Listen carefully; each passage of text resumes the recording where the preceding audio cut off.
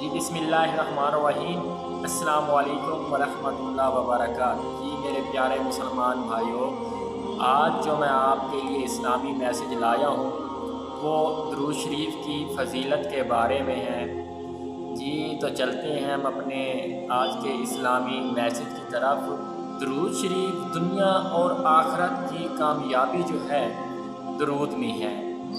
ये रिस्क में बरकत और दिल में सुकून लाता है।